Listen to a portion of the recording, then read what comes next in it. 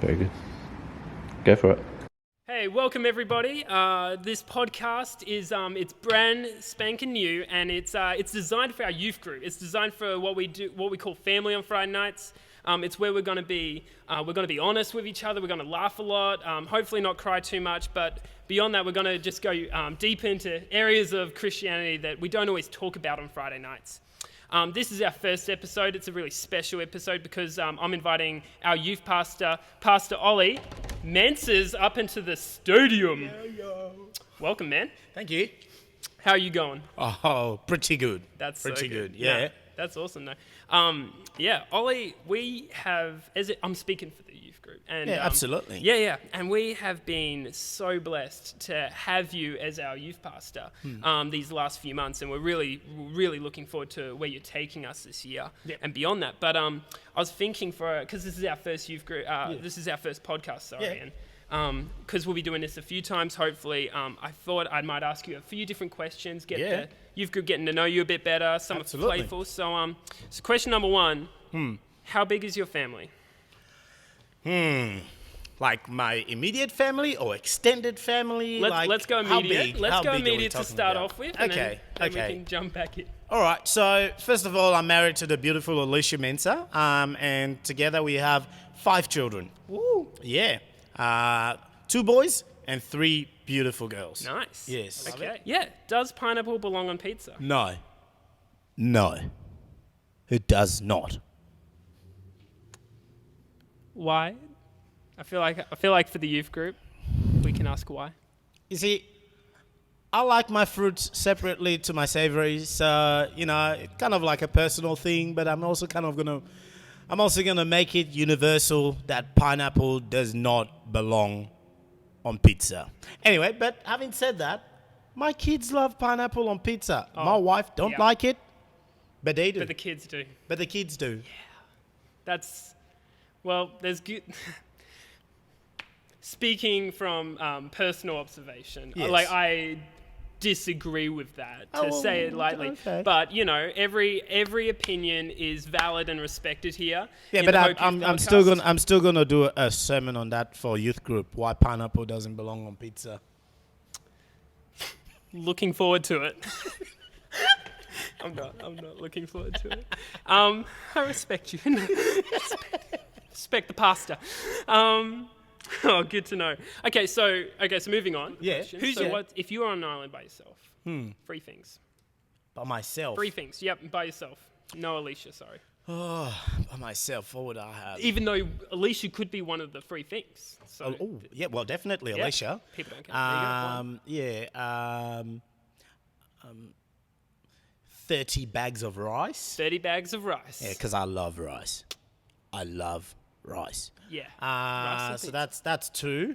And I can't pick a child because then they'll be like, you obviously that's your favorite. So we can't do that. And then there's 4 left.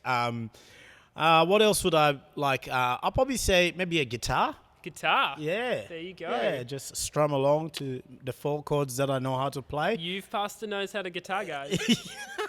Worship leader. Yeah. So the 4 chords that I know to songs. Yeah, absolutely. Awesome. All right. When did you first become a Christian?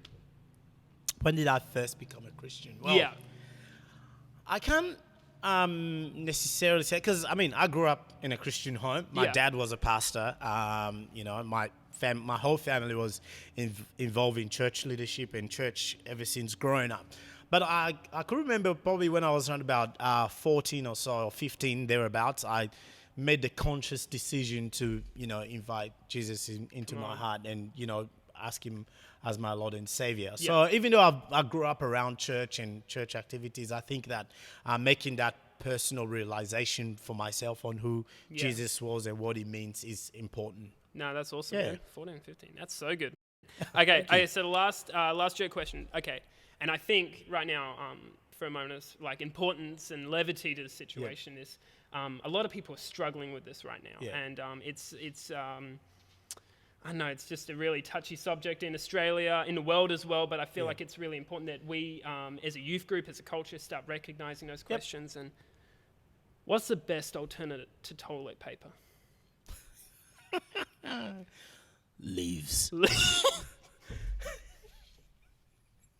Sponges. Or sponges. Sponges. I think the sponges might be softer than leaves. Yeah. Save the trees, you Yeah. sponge. Save the trees. But yeah, it's come up a lot in culture. Well, Really like I dark said question, before, but we went to the supermarket yesterday and we could not find a single toilet Dude, that's roll insane. in the place. This is a real subject, guys. Yeah. This is real, okay? And for it's a real. real issue, Yep. okay? So Absolutely. this is important that we're talking about it, just so you know. Yeah. And now you guys can rest safe knowing Yeah. that leaves are out there. Leaves. Or sponges. Like gum tree leaves, oak, like imagine flavors, like Just don't use the dry ones because No. they break up and they become and this. Anyway. yeah, and you only got a little bit of time because winter's coming, okay, guys? And there's not going to be leaves forever, so leaves or sponges. That's how. Just be like the animals in the wild that save for the winter. Just go out with bags and just collect with leaves and That's it. and then just store them. My for- private bathroom is my backyard. Like, okay, we're gonna. Moving on into real talk time. Yeah. So, Pastor Ollie, you chose to focus this school term on the idea of worship. We've even got the phrase, kind of coined the phrase "worship always." And I think I'm just a bit curious, like, why is that? Why do you think that worship is so important to us as a society? Yeah. Well, thanks, Sam. So as far as before I became appointed as a youth pastor for Door of Hope, I've been leading worship at Door of Hope for maybe close to 10 years now. Yeah. And for me, it's just a place of freedom. Like I could go through a lot of hurts and ups and downs in life and things, but the moment I step into that arena of worship, whether it's leading people or just for myself at home, I all of a sudden just forget about those little things, all of a sudden, because it transports me, the words of the song, the melody, the rhythm, all of it transports me to a place where it's far beyond what is going on right now. When I let myself go, when I let myself, or abandon myself, in that place of worship. So, so for me, that's why worship is so important, because it transcends everything else that is going on around me. Yeah, dude, that's amazing. That's really good to hear. And I think a lot of our young people have grown up with worship, and it's I think sometimes, even though it's great, it's sometimes really easy to kind of just get stuck through the motion, just to go through the motion of hearing the music and raising your hands. And because of that, I was thinking, what does worship per se, or like what does worship, or the choice to worship God, what does it say of Him? What does it say of God when we choose to worship Him? Yeah, that He will never, because for me, in that moment when I choose to worship, what that says of God is He's my Father. Yeah. He's my Creator. Yeah. He's not going to leave me, nor forsake me. And when I choose and I allow myself to get to that point, I see Him not as this commanding guy or this person or this being that has just wants us to do what we don't want to. I see Him as a loving Father. As a dad of 5, I know when my kids do things, sometimes when I said to them to do it or not, when they choose to do it, it makes me so happy. I'm like, wow, I didn't even ask you, I didn't even force you. I asked you to do it, but I didn't force you, and you just willingly do it. No, and that's for me, so good. that's how worship can be like as well. When we come in freely, we come in freely with open heart, open mind, and willing hearts. Then I step into it as seeing a loving Father. No, not that's a, awesome. not a rah, kind of, Yeah. kind of, No, but like what you said is so true, because I think when we instinctively make the choice to consciously worship God and to put Him first, what that says is that God's going to be our priority, like our number one priority. And absolutely. Especially today, there's so many distractions in the world, like so many things that are trying to take our attention away from God and kind of throw problems at us and issues at us, and we come to worship really burdened with that stuff. But when we choose to kind of let it go and surrender and just focus on God, it's kind of like saying of God that He is like almighty, that He's bigger than any problem we could face. And by worshiping Him, we're like running to Him. We're making Him number one, the King of our hearts. And and it's also important that we shouldn't dismiss those feelings, anything. Right through the Psalms, you see how David go through a lot of things. You know, he's got his ups, he's got his downs, and even in the book of Job, if you read the book of Job, right on the very start of Job, what Job was going through. But you know what? He chooses. He's like, even though I'm going through all of this, I choose to worship God and that sort of stuff. So it's important that we recognize that and accept that, but it's how we proceed. It's how we go through that. Come on. We got to, sometimes we just got to push through and break through whatever is going on internal. And just like, okay, I accept, but if I'm going to worship, if I've come here, I'm going to press in. Come on. And it may not be resolved by the end of the night or right there. But what you've just let the devil confuse the devil. In some way, saying, why are you doing that? You're supposed to be down on the floor in a mess. You're changing the game. Worship breaks that barrier. Come on. You just confuse the devil altogether. It breaks the restriction. It does. That's awesome. Absolutely. That kind of actually, that leads into the next question I kind of had. It's like, so the next question I had is, what changes when we choose to worship always? Oh, look, your atmosphere, who you are as a person. Like, I guarantee if I had a tough day at work or thing, when I'm going home, I chuck in a song that I know this song is going to speak to me.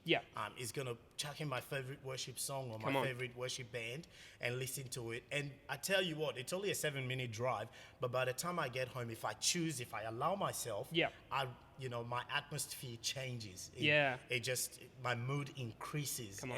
And that also speaks to the power of music. That, again, if you're in a bad place and you decide that I'm going to put a song that sort of downs my mood, that's what's going to happen. That's how your atmosphere is going to be. But, if you're going through that, you go, nah, I'm going to put uplifting songs. I'm going to put something that's going to, change my atmosphere or how I'm feeling.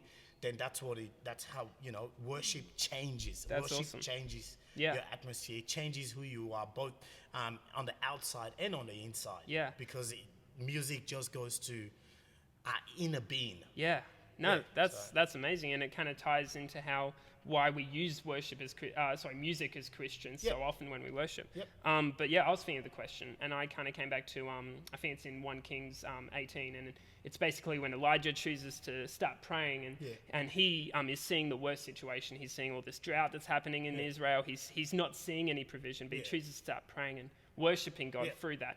And because of his faith and because of his ability to worship God rather than focus on his situation, he sees the breaking of the drought. He sees the rain come. And I was just like, it's what you said right now. Choosing to worship. Choosing to worship levitates us. It like rises us above our circumstance and focuses our eyes on God. And it changes our situation. Absolutely. I mean, it's like going to, I think I used this analogy in the last time. It's like going to a soccer match or an AFL match, and everyone around you is just is just going nuts, and you're sitting there. And I'm not saying everyone has a different way of worship. You know what I mean? But I'm just saying that if you go to a football match or something and you decide to sit there and be like all not, don't want to take part in it. You just be, why are you all so happy and stuff? You'd be like thinking, why are these guys so weird? But when you choose him, you become part of that, and even your atmosphere also increases, and you're just going for it. That's it. So you're saying there's something more powerful when we choose to worship together as a group rather than separately. Yes. Yes. When I say I put music, I absolutely believe in the power of corporate worship. Come on. I believe it. I believe it hands down. Like, I can have a great time in my room, but when we come together corporately and we worship, hearing those voices, it's just like, for me, it's just an image of how heaven will look like. That's so good. When we all get there one day, or everyone just, it says it in the book of Revelation. If you want to, you go into the book of Revelation, it just gives you this incredible picture of what heaven will be like when all the voices are just singing together. That's so good, man. And so for me, in a corporate worship, it just paints that picture visually for me of how heaven is going to be like. Yeah, that's awesome. Yeah. That's so good. One of the last questions is what are different ways we can worship? Because even though, like as we mentioned, corporate worship and worshiping through music and prayer is like it's amazing and it's great. They're not the only ways to worship, surely. No, they're not. You can dance. Yeah, come on. You can dance. You can kneel. You can lift your hands. You can sit down in contemplative. In fact, some people, when they worship, they write. Yeah, wow. They just get all these inspirations. They're writing. Some people draw. In the middle of worship. So it's also, worship is also, maybe giving of your tithe and offering. It's not just, music is one part of it. Yeah. The thing about music, it's probably the only time we all collectively are doing something together. That makes sense. But it's not the only aspect of worship. It's, it's just one part of it. You can lift your hands, you can sing, you can dance, you can draw, you can do whatever appropriate within the setting. Yeah. Within the if it's in the confine of your room, privacy, sure, go for it. Whatever. Go for it. But corporately, David danced naked. No, I'm not. He did, but we're not doing that at church. We're not doing that. Not at church. Yeah, that's on the record. But and like it's easy just to, when people think of worship, to just think of the music. But you're right, it can be like it's just how we act in glorifying God. Yeah, absolutely. In church service, when you come to a church building or something, you see people in front of the serving desk, people behind sound desk, or lighting, whatever. That for them as well, doing that. It's an act of worship. Yeah. I know one of our sound technician at church, Zoe Bennett. When she creates like the atmosphere, it helps people to worship as well. Like people, when they come into a worship session like that, lights help them, like the atmosphere we create. And for Zoe, that's an act of worship. It's using God's creativity that is given to her in glorifying Him. That's also another aspect of worship. No, that's so good. As we begin to wrap up this session, I'm just trying to think in hindsight of everything that was spoken about worship and how important it is and how it changes our situation, puts God at the priority of our lives. What is a challenge that you think would be appropriate to young people if they're hearing this message, or like a next step that they can take? Yeah. I guess for me, it's just start small. The challenge. I'm not saying go out immediately and start dancing. Try maybe, listen to one Christian song a week. See how that makes you feel. I mean, if you've never listened to a Christian song before, to its entirety, not just in church, just on your own, just try it for a little bit. And if you're a dancer, maybe just start off with a slow song and something and just move to it. And if you're a writer, or you like to draw, my challenge is, put those songs on, create an atmosphere for yourself where you think that God is going to move. Yeah, and if you don't specifically know which kind of worship you really enjoy doing or you're really gifted in, then just try everything. Like if there's something that works for you, go for it. But if there's something that you don't feel comfortable doing or it doesn't seem to be working, then that's okay as well. We're all created, differently, and God honors that, and He's given us different gifts and different ways to glorify Him through that. Absolutely. So take it slow, but just start exploring different ways of worshiping God and rising above your circumstance and what's going on in your head. All right. So on wrapping up, by worshiping, we focus on God, we prepare our lives to see breakthrough, we rise above the circumstance, and I think any other final points you reckon? I think you've got it, and I think and I think when you get into maybe in a church circle or in a church thing, just allow yourself to be vulnerable. Come on, in that area, because it's not about the people around you, but it's about one, and that's your Creator. Yeah, that's so good. Okay, we're going to end there. We're going to end with that. Thank you, Pastor Ollie. No Thank worries. you for coming up. Thank you. And sharing the wisdom. Really appreciate it. Yeah. Oh, yeah, that's it. Coming through. Unlike me. Yeah. One day. Moses. One day. Teach me. But until then, stay safe, guys, and we'll see you next time for the Hope Yth podcast. Yep. Yeah. And, be blessed. Praise break. Yeet. I can't believe I said yeet. I thought that was such a weird word. I really got to grow up.